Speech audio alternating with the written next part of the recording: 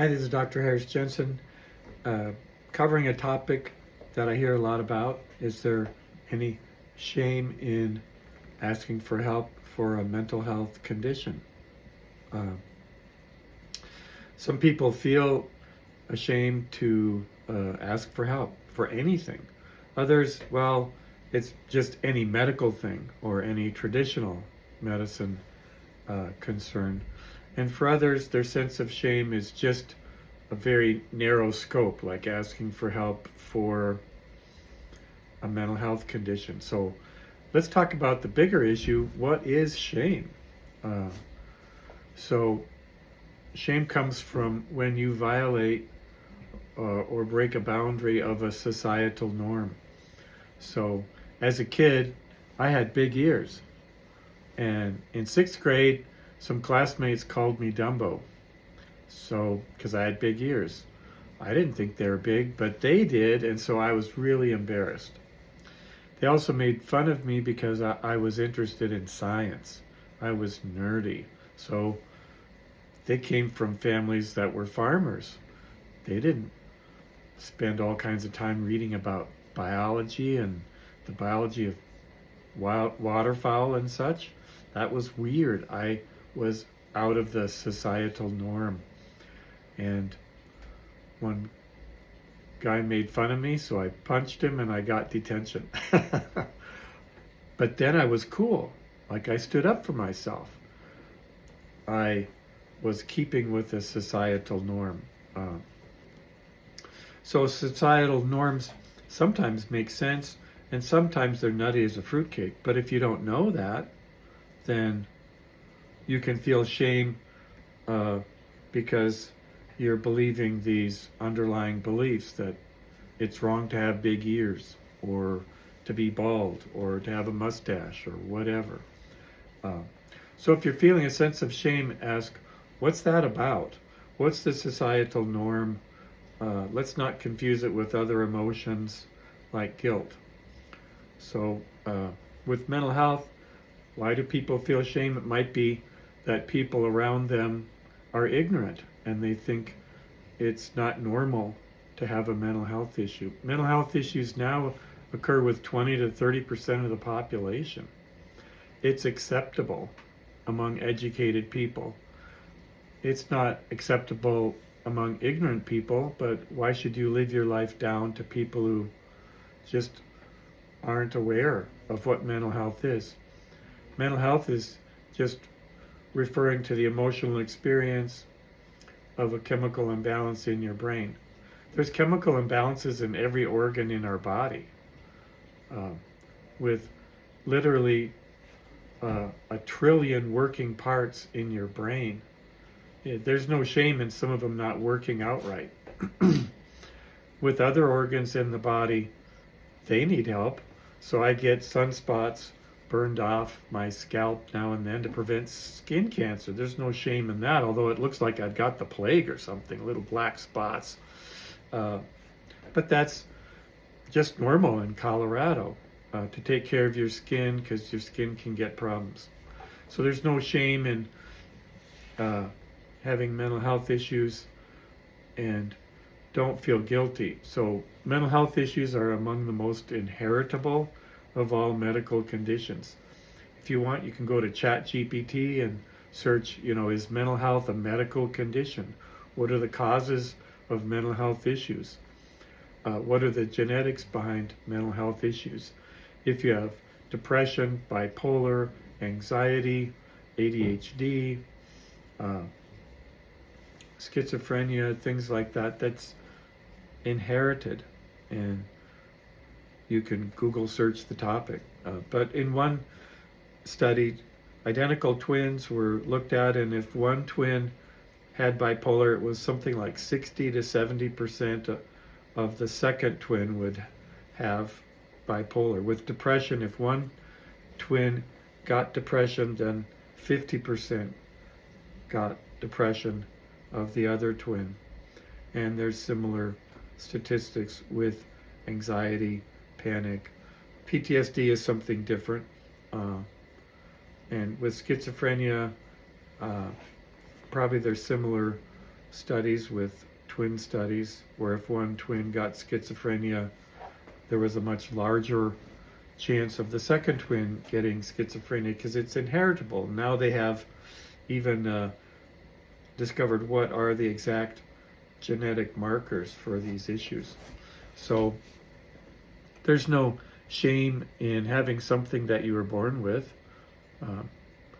But again, don't try to deal with ignorant people on that issue because they're not aware, not educated. They might be interested in becoming educated, but if they're not, no use crying over spilled milk. There's no squeezing blood out of that turnip. Well, what is guilt? So a lot of people feel guilty that they have depression, bipolar, that kind of thing.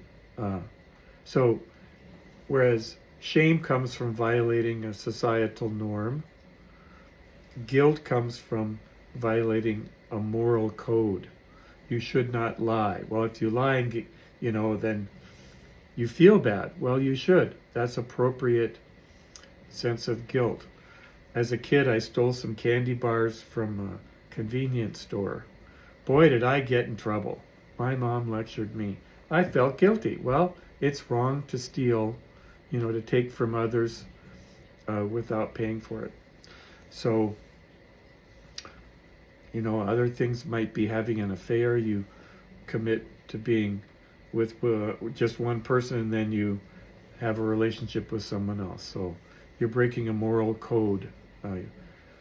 You said one thing, you did another. That's lying. And infidelity can be an example, or if you make other promises and break them, then you're breaking your promise. And that's not moral to do that, right? You make a commitment and then just do whatever you want. No, you broke a moral code that you created when you signed that contract or made that promise. And then you get a true moral guilt. So what about false guilt and false shame? Yeah, if you feel embarrassed because you're doing something that other people don't like, it's not normal for them, but it's normal for you, it's okay for you, that's false shame. Let's say I have depression and someone else says, oh, that just means you're stupid. I could feel shame, but then I'd think, well, wait a minute, that doesn't make sense. There's no shame in having depression. It's something, by and large, you're born with a tendency to have. So it's not because of some choices I made. So I do have those feelings of shame, let's say, but you can say now that they're false. They're not a rational response to violating a societal norm, because you haven't broken a norm. You're experiencing something that's not your fault, and then you're dealing with it. To have a medical condition and then you don't deal with it, you're not taking care of yourself, that's violating a societal norm. In our society, we believe people ought to take care of themselves. That's called taking responsibility for yourself. You should take a shower and eat and groom yourself. And if you don't take care of yourself, then we kind of look down on that. Gee, that person isn't bathing and they have body odor. That's kind of shameful. But if you have false shame because of other people's ignorant beliefs, then yeah, just wipe that off. Wipe it away. Discount that. It's false shame. There can be false guilt too, where others maybe think you've done something immoral and then you haven't. But because others think you have, you might feel shame. And so just tell yourself, no, I'm not going to acknowledge that as being valid. That's an invalid response.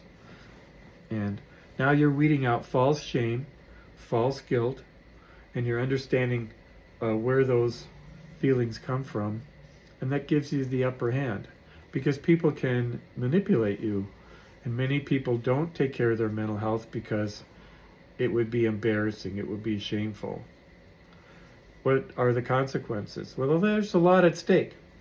If you don't treat bipolar, 1 in 3 will commit suicide. You can Google search that. Suicide rate of untreated bipolar. Suicide rate of untreated depression. You can Google search that. And again, it's about a 30% suicide rate. So these are significant medical conditions. If you don't take care of them, there's disastrous consequences. And so there's no shame in taking care of yourself. One friend of mine, she thought it was shameful to use traditional medicine to take care of her heart condition. She was about 60 years old, and her ankles were just huge, like you might see with people who are 90 and having heart failure. Well, she did have heart failure, and she was using a nutritional supplement, and it didn't work, and her heart got worse and worse. Finally, she overcame her shame and said, okay, now she'd like the heart surgery to repair this prolapsed mitral valve. Well, her heart was so sick at that point it couldn't take surgery, the stress of surgery. And a few months later, she died. So really tragic. So having a false sense of guilt, a false sense of shame can have bad consequences. But now you can outthink that issue and focus on what's good for you and not be manipulated by others who may be well-meaning but are ignorant. They just don't understand the bigger issues. How do you educate yourself on these issues? Just look up depression or anxiety or bipolar, PTSD in Wikipedia. There's a good review there for those conditions. So this is Dr. Harris Jensen giving you some tips today on how to outthink guilt and shame and protect your mental health. Take care.